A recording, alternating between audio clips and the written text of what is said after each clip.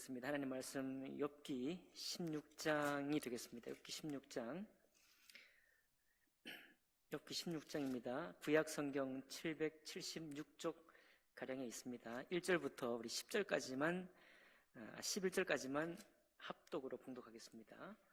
구약 성경 776쪽 욥기 16장 1절부터 11절까지를 합독하겠습니다. 시작.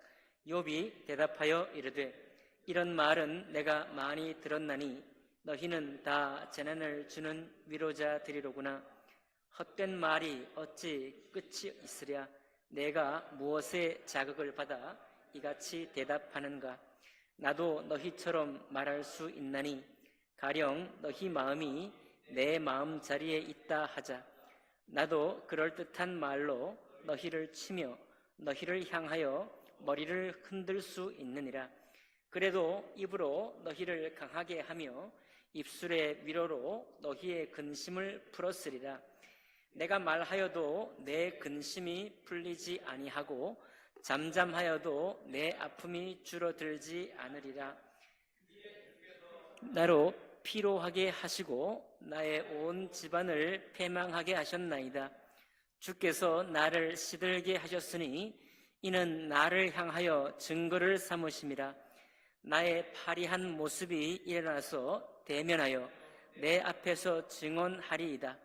그는 진노하사 나를 찢고 적대시하시며 나를 향하여 이를 갈고 원수가 되어 날카로운 눈초리로 나를 보시고 무리들은 나를 향하여 입을 크게 벌리며 나를 모욕하여 뺨을 치며 함께 모여 나를 대적하는구나. 하나님이 나를 악인에게 넘기시며 행악자의 손에 던지셨구나. 아멘. 말씀과 예배를 기도하겠습니다. 살아계신 하나님 아버지, 오늘도 욥 16장에 있는 말씀을 통해서 저희들의 신앙을 새롭게 해주시고 욥의 그 믿음을 우리가 받아 또 교훈 받아서 우리의 믿음이 더욱 탄탄히 세워질 수 있도록 축복해 주시기를 원합니다. 우리의 모든 영육 간의 강건함을 주님께 의탁할 때 귀하신 우리 주 예수님 이름으로 기도하옵나이다. 아멘. 예, 오늘 욥기 16장에 있는 말씀을 본문으로 해서 주께서 나를 관역 삼으시나 라는 제목으로 말씀 나누겠습니다. 말이 안 되는 욥기를 통해서 욥이 우리에게 전달해 주기 원하는 정말 그 신앙의 본질은 까닭 없는 신앙입니다. 네, 욥은 까닭 없는 고난을 하나님께로부터 받고 있는데 그 까닭 없는 고난을 받는 욥이 끝까지 친구들과 변론하면서도 하나님을 향해서 자기 마음을 변개치 아니하고 끝까지 나아가는데 그 길을 통해서 욥이 얻은 제목이 있다고 한다면 욥의 신앙은 까닭이 없는 신앙이다. 곧 하나님을 경외하는 이 뜻 외에 어떤 복을 누렸기 때문에 하나님께로부터 내가 어떤 것을 받았기 때문에 내가 하나님을 경외한다. 이것은 욥의 신앙이 아니었습니다. 이거는 우리가 일반적으로 느끼는 삶과 신앙과는 상당히 좀 동떨어져 있다라고 생각이 됩니다.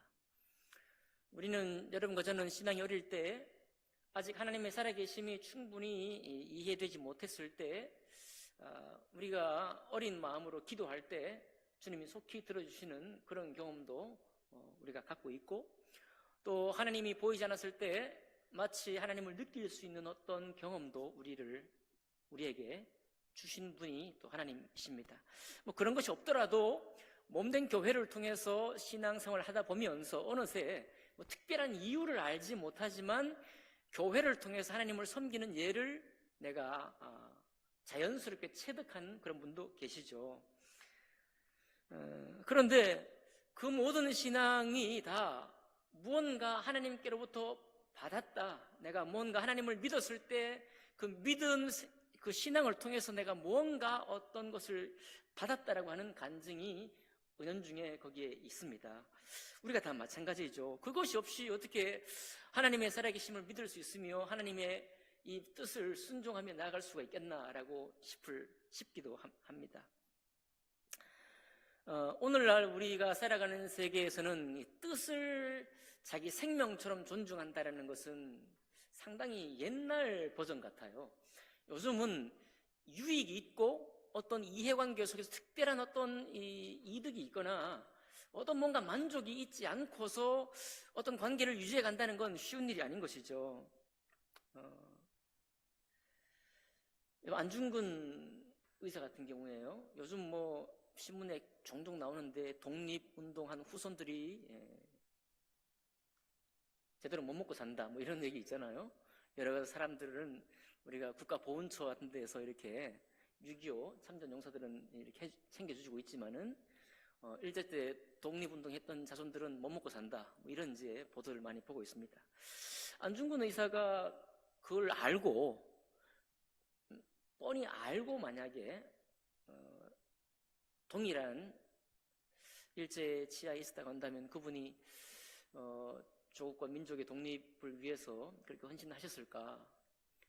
그런데 이렇게 질문하는 건 굉장히 좀 외람된 질문이고 예의가 맞지 않죠.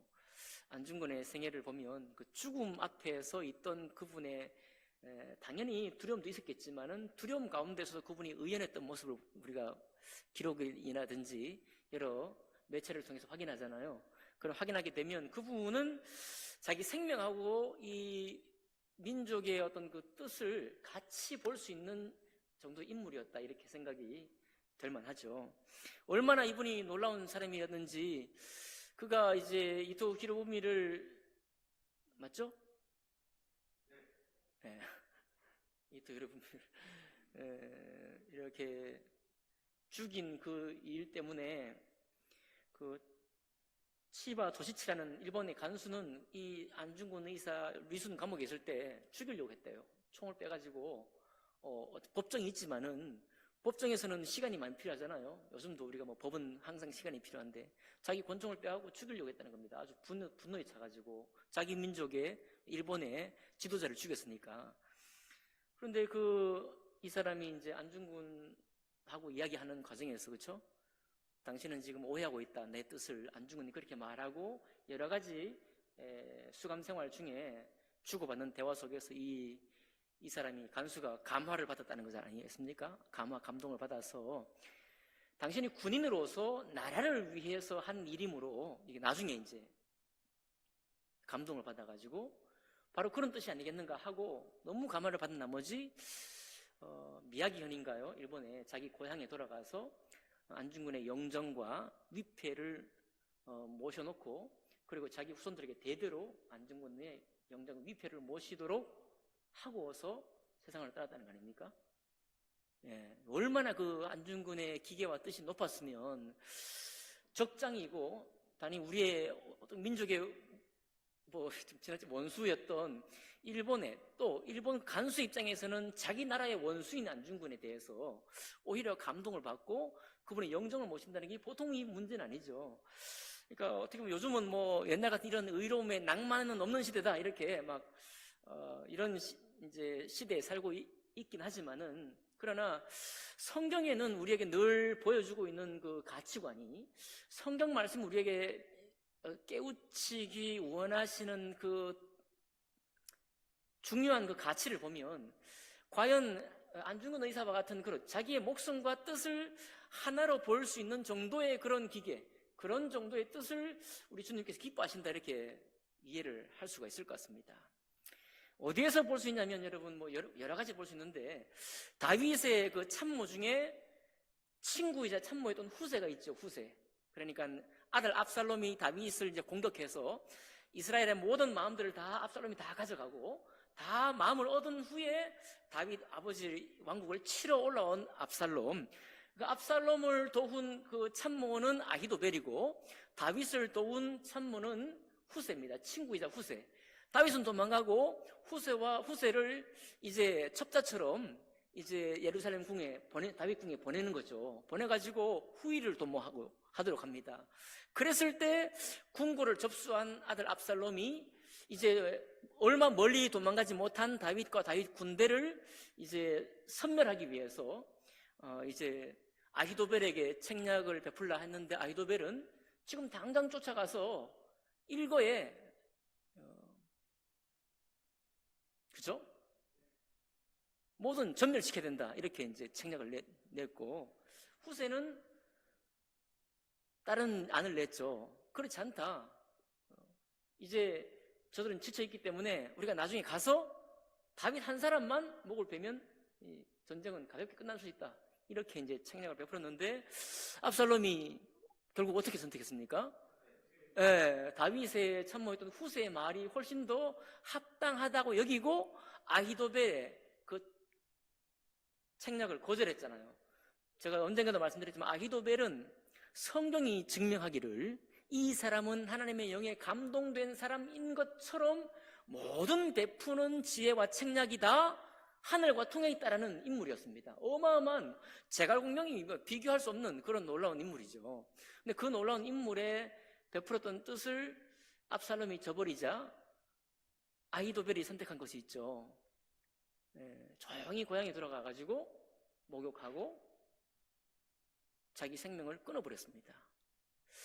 현대인의 우리의 생각으로는 무슨 말 같지 않은 얘기예요. 왜 자기 목숨을 끊냐고요. 자기의 이 참모지 이 책략은 아직 살아있고 내가 누구에게 가든 쓰임받을 수 있는데, 중국 같으면 노나라에서 안 쓰면 한나라에 가든가 위나라에 가든가 나라를 옮기면서라도 자기 책략을 얼마든지 펼칠 수 있는데, 그러다가 떡하니 군주를 만나가지고 좀 뜻맞는 군주를 만나가지고 일평생 멋지게 살 수 있잖아요. 아니 그때 뭐 나라가 이스라엘밖에 없었나요? 주변에 나라도 많은데. 그런데 자기 그 뜻을 거절당하고 결국 자기가 섬긴 주군의 나라, 곧 압살롬의 나라가 멸망할 것을 짐작한 후에 그것을 예견하고 자기 목숨을 끊어버렸습니다. 이런 이야기는 우리 어릴 때 많이 들었고 또 이제 공부하면서도 많이 들었던 얘기지만, 사실 지금 21세기를 살고 있는 우리들에게 이런 가치관을 선택한다는 것은 굉장히 너무 동떨어져 있는 얘기처럼 보입니다. 그러나 여러분 잊지 말아야 될 것은 뭐냐면, 성경은 여전히 그런 가치 위에 서 있다는 것입니다. 욥이 너무 대표적인 거죠. 까닭 없는 하나님을 경외하는 이 일이 있을 수 있겠느냐, 까닭 없이 하나님을 끝까지 경외할 수 있겠느냐, 이런 이야기입니다. 오늘 그런 신앙을 우리 눈을 둘러보면 항상 이득과 유익에 또 만족과 어떤 득을 보는 이런 많은 판단과 평가 속에 우리가 있고, 기독교회 안에서도 지도자들조차도 이제 유익을 따라서 다 이유가 있죠. 아무튼 그런 입장에 처해 있는데 우리 모두가요. 그래서 그런 사례들을 훨씬 더 많이 보게 되지만 이 까닭 없는 하나님을 향한 경외, 이런 것들을 우리가 참 배울 수 있다면 주님이 정말 기뻐하실 것이다, 그런 생각이 듭니다. 여러분, 욥은 도저히 내 인생하고는 너무 거리가 멀어서 이거 꿈도 못 꾸겠다, 이러면 우리는 이제 더 이상 성장을 못하죠.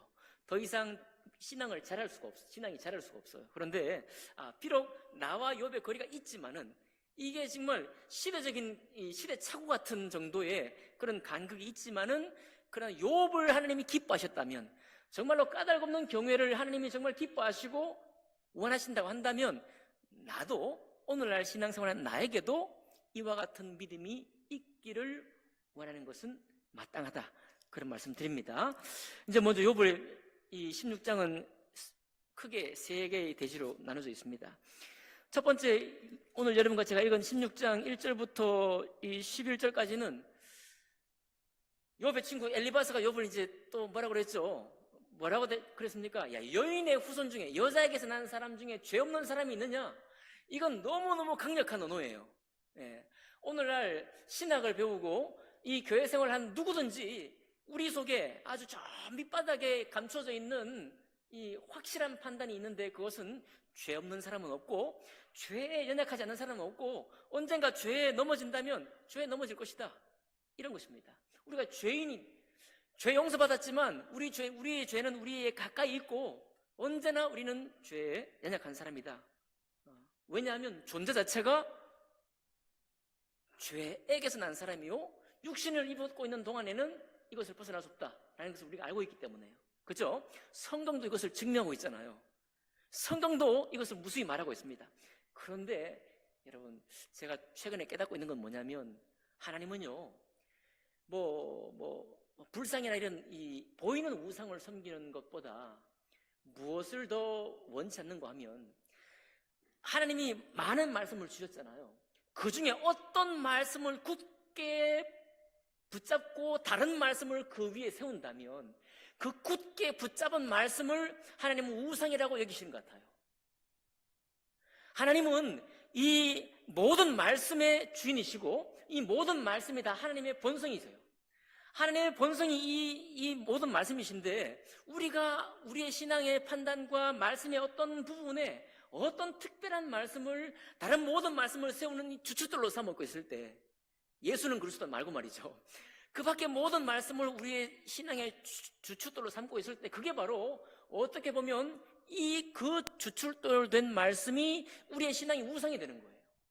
그래서 모든 사람을 평가하거나 판단할 때 그것 가지고 판단하니까, 이게 하나님 앞에서 판단하는 것이 아니고 내가 정리한 신앙 위에서 판단하는 거니까, 만약 그렇다고 한다면 하나님이 그걸 기뻐하지 않으신다라는 생각을 하게 되는 것입니다. 욥기가 대표적인 거예요. 또 정말로 여인의 후손에게 난 사람 중에 죄인이 없느냐? 죄인이 아닐 수 있는 사람이 있느냐? 우리 대개의 모든 신앙은 그렇습니다. 로마서도 그렇게 증명하고 있고 죄인이 아닐 수 없어요. 그런데 욥기는 당당히 말합니다. 엘리바스가 욥을 징계했어요. 너도 사람의 후손이고 나도 사람의 후손인데 네가 죄가 어떻게 없을 수 있느냐? 이렇게 주님께로부터 심한 징계와 재앙을 받았다는 것을, 그것만 봐도, 그 결론만 봐도, 그 결과만 봐도 네가 네 죄를 다시 고민하고 묵상하고 다시 주님 앞에 돌이켜서 그 죄를 깨끗이 해서 하나님 앞에 다시 인정받을 것이지, 뭘 잘했다고 그렇게 빠락빠락 우기느냐 라고 공격하는 거예요. 그러면 100이면 99사람은 여기서 다 나자빠지는 겁니다. 우리의 지금 현재 가지고 있는 믿음의 어떤 그 체계로는. 욥은 당당히 그걸 거절해요. 욥 친구들은 계속 그걸로 욥을 제압하려고 합니다. 너 반성해. 너 지은 죄를 생각해봐. 너 부지불식간에 지은 죄를 생각해봐. 그것 때문에 이거 온 거야 라고 끊임없이 얘기하거든요. 근데 욥은 헛된 말이다 그런 거예요. 한마디로 2절에 나오죠? 네가 하는 얘기는 다 헛된 말이야, 나하고는 안 맞는 얘기야 라고 말합니다. 어떻게 이렇게 말할 수 있을까요? 어떻게 이렇게 말할 수 있겠냐고요. 욥은 아직도 자기를 증명하고 있지만 하나님이 사실 욥을 아셨죠. 1장에 보면은 하나님이 욥을 뭐라고 인정했습니까? 우리 계속 반복하는데, 욥은 온전하고 정직한 자라, 그리고 악에서 떠난 자라고 말하잖아요. 근데 거기에 우리는 지금 알고 있습니다. 욥이 얼마나 축복받은 사람인지. 그쵸? 1장에 바로 나오잖아요. 동방에 이보다 더 부자가 없는 거예요. 그래서 그게 다 마귀가, 사단이 유혹하는 하나의 그 근거가 되는 겁니다. 그쵸? 네가 이렇게 주님께 복을 받았으니, 욥이 이렇게 주님이 복을 주셨으니까 하나님을 섬기는 거죠. 다 한번 부셔보세요. 정말 욥이 하나님을 섬기나? 그 1장에 나오는 그 내용 자체가, 욥이 살아온 그 결과 자체가 사단이 공격하는 이유가 된 겁니다.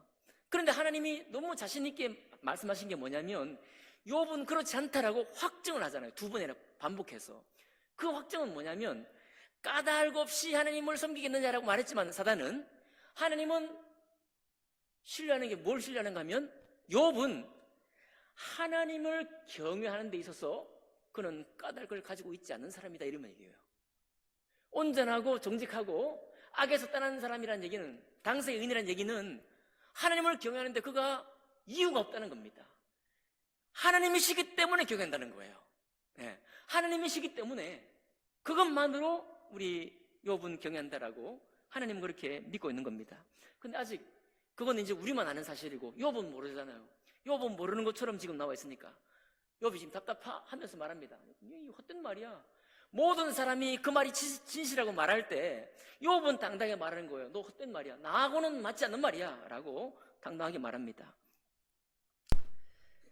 4절 보니까 니네가 하는 이야기는 나도 다 해왔고 할 수 있는 이야기들이야. 그리고 이 말은 뭐냐면 내가 모르는 말이면, 내가 한 번도 생각해보지 못한 말이면 우리는 한번 생각해보게 되잖아요. 내가 그 말에 걸려있나?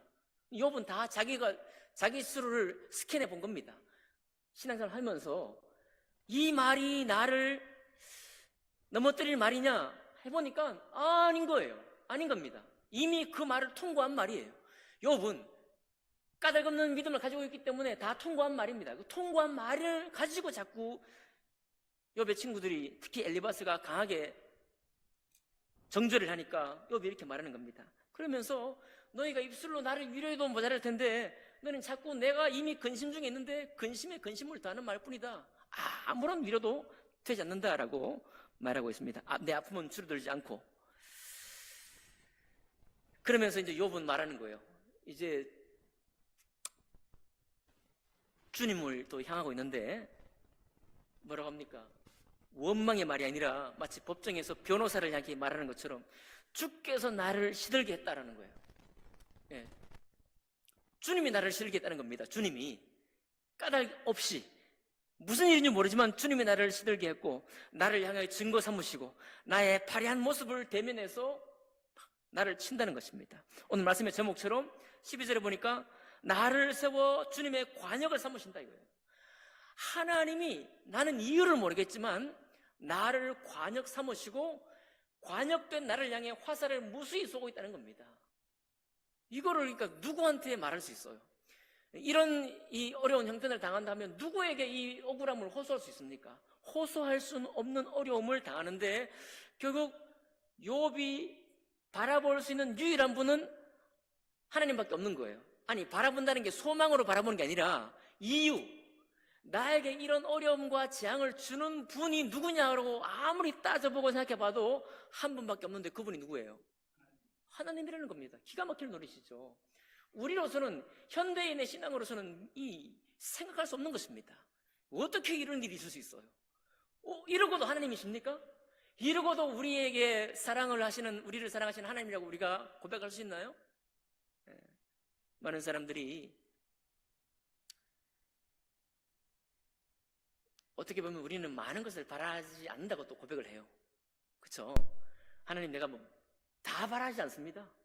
내가 많은 사람들이 가지고 있는 복을 다 내가 가지려고 그렇게 바라지도 않아요. 꼭 나에게 사무쳐 있는 기도 제목이 있을 수 있잖아요. 나에게. 이 사람은 저걸로 복을 받고 저 사람은 저걸로 복을 받지만 나에게는 이것만 주시면 돼. 그런데 그 기도를 안 들어주셔요, 주님이. 네.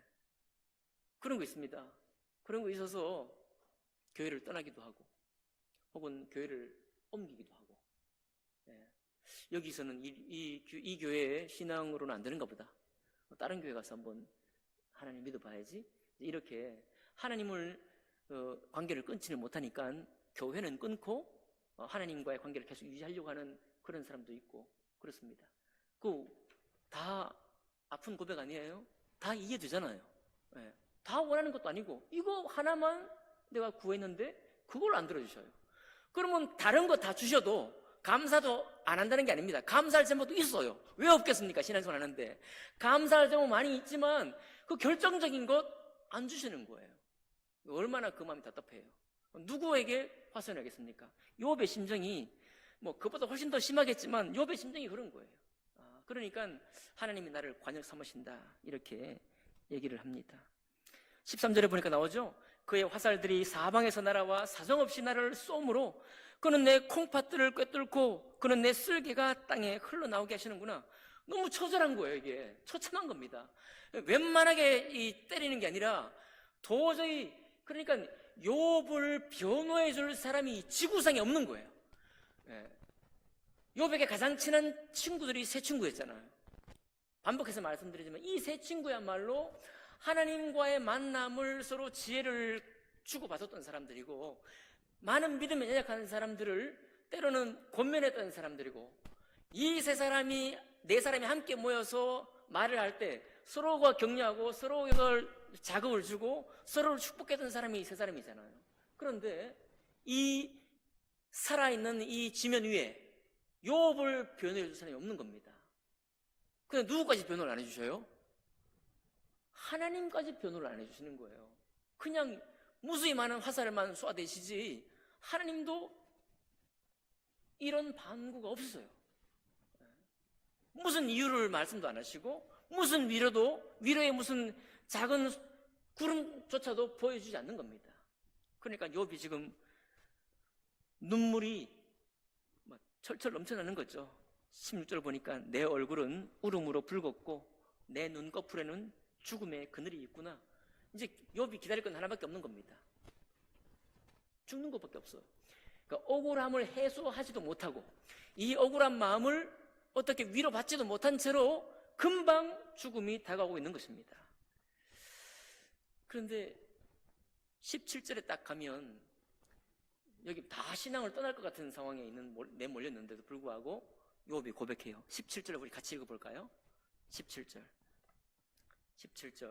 16장 17절 같이 읽겠습니다. 시작. 그러나 내 손에는 포학이 없고 나의 기도는 정결하니라. 미친 사람이에요. 이 사람 미쳤어. 미쳐, 제정신이 아니에요. 왜 포학이 지금 포학이 있을 때잖아요. 다 그냥 엎어버려야 돼. 그냥 뭐 교회 기물을 그냥 다 난동을 부린다든지 이렇게 해가지고 그냥 하나님이 이런 분이시냐고 말이에요. 나는 속았다고 말이죠. 어제 지금 3일 동안 이제 제가 요나서 세미나에 참석하고 왔습니다. 또 오는데 하나님께서 또 피곤하지 말라고 2시간 만에 올 수 있도록 차도 안 막히게 해주시더라고요. 네, 가서 이제 행당동 교회에 섬기시다가 지금 개척한 서병환 목사님하고 교제를 나눴습니다. 행당동 교회가 이제 2004년도에 큰 어려움을 겪었거든요.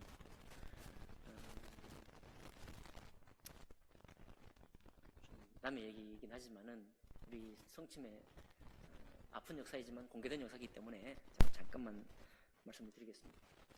강인규 목사님은 엄청난 리더십의 소유자예요. 행당동 교회가 거의 1000명에 육박할 만큼의 불광동 교회보다 더 교세가 더 컸던 교회가 행당동 교회고 1호 교회죠. 이제 아들 목사님이 이제 유학하시고 오셔갖고 리더십이 좀 차이가 나고 여러 가지 어려움에 이제 직면했습니다. 그런데 그 강인규 목사님에게 너무 감동받고 그분을 통해서 하나님께 헌신된 분들이 계셔요. 이분들이 나중에 강인규 목사님의 실망을 자세한 말씀 못 드리겠지만은 목사님에게 실망을 크게 하게 됐습니다. 교회가 이제 나눠지기 전에. 그랬을 때 그때 집사님 중에 북파공자공도 있었다고 해요. 그분이 이 헌신했던 분들이 눈이 그 목사님 표현으로 다 돌았대요. 눈이 막 시퍼런 그런 광기 같은 게 나면서 내 평생에 헌신한 거 다 돌려달라고 말이에요. 난 목사님한테 속았다고. 그래서 교회 마당에 가서 막 울부짖었다는 거예요. 난 목사님 한 번 믿고 그리고 목사님이 전해주신 진리의 말씀을 듣고 지금까지 헌신하고 봉사하고 완전히 충성하고 살았는데 목사님 이럴 수 있냐고 말해요. 땅을 치면서 통곡하면서 했대요. 얼마나 깨어지는 마음이었을까요? 얼마나 배신감을 느꼈을까요? 네. 옳고 그르고를 떠나가지고 우리가 다 그럴 준비를 하고 있는 사람이거든요. 저도 저에게 아니지만 서울에 교회 다닐 때 저희가 이제 반지에 살 때입니다. 그 주인 아주머니가 골목에서 막 막 뛰면서 박수를 치면서 억울한 표현을 하는 거예요. 아마 돈 문제가 걸린 것 같아요. 얼마나 그분이 억울했는지 그냥 막 길길이 뛰면서 박수를 치면서 막 그렇게 막 서러워하는 것을 보았습니다. 우리가 그런 씻을 수 없는 배신감을, 상처를 안게 되었을 때 누구를 향해서 우리가 나아갈 수 있겠습니까? 누구에게 이 억울한 사연을 얘기할 수 있겠어요? 그 충성스러운 집사님 중에 두 분이 그 길로 나갔대요. 이해가 됩니다. 이해가 돼요. 욥은 하나님 앞에 떠날 일이 있었다고 한다면 진작 떠났어야 돼. 그 배신감은 만약에 우리가 정말 평생을 이렇게 주일마다 수요 예배 때마다 나의 시간을 아끼지 아니하고 헌신적으로 주님께 드리고 했는데 만약 주님이, 다른 사람이 아니에요, 주님이 나를 그렇게 홀대하시고 학대 이상으로 나를 괴롭힌다고 한다면, 어디에서도 내가 이유를 찾을 수 없다고 한다면 누가 나만 알 수 있느냐 이거예요. 누가? 그런데 딱 한 사람, 욥이 나만 아는 거예요. 그러니까 우리가 약간 그 경외하는 마음으로 이 욥기를 읽어야 된다는 거예요. 그러나 내 손에는 포악이 없고, 울부짖지 않았나요, 욥이? 울부짖고 있죠, 지금. 울부짖고 막 나를 누가 변론해 줄 것이냐, 이 억울한 마음을 계속 토로하고 있습니다. 토로하고 있는데 그 토로 가운데 있으면서도 자기 손에는 포악한 마음으로 지금 이 토로하는 게 아니라는 거예요. 또 나의 기도는 정결하건만, 이렇게 말합니다. 그렇다고 이렇게 고백한다고 해서 그 다음에 지금 소망을 발견한 게 아닙니다. 하나님과 나 사이에, 사람과 사람 사이에 나의 증인이 하늘에 계시고 나의 중보자가 높은 데 계시겠으니, 하나님 아니고 어떤 중보자, 주님이 됐든지 누가, 어떤 중보자, 어디에 계신지 모르지만 그분 중보자가 계실 터이니 나를 향해 변호해 주십시오라고 말하고 있지만, 이렇게 말하면서도 소망 중에 말하는 게 아니고 22절 마지막 절 보니까요, 수년이 지나면 나는 돌아오지 못할 길로 갈 것임이니라. 아는 거예요. 나 곧 죽는다고. 이거 못 풀고, 이 원한 맺힌 사연 못 풀고 죽을 거라고 알고 있는 거예요. 더 놀라잖아요. 소망을 주셨으면은 이렇게 포악하지 아니하고 정결한 기도를 드린다는 게 이해가 되는데, 여전히 주님은 대답도 없으시고 하늘에 계실 수 있는 그 중보자도 나를 변호해 주지 않아요. 그리고 나는 곧 어떻게 될지 모르지만 곧 죽는다 이거예요. 그럼에도 불구하고 욥이 말합니다.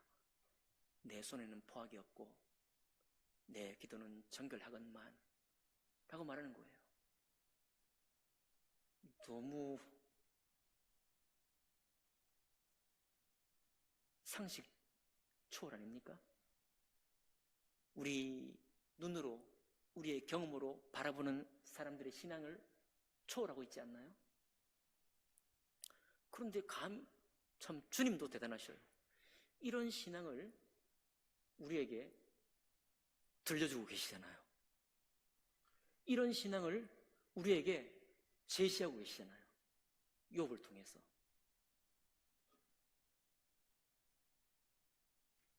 주님은 할 수 없는 일을 우리에게 보여주는 것은 아니라고 저는 믿습니다. 우리의 이 섬김이 정말 연약한 세대에 많은 분들에게 귀감이 되고 있다고 생각을 합니다. 근데 우리는 이렇게 귀감이 되는 신앙을 보이고 있지만, 저들은 이것이 귀감인지 느끼지 못하는 시대에 살고 있기도 해요. 그러면 우리는 어떻게 해야 될까요? 우리는 지금 내가 가지고 있는 이 신앙의 이 상태, 이 신앙의 모습보다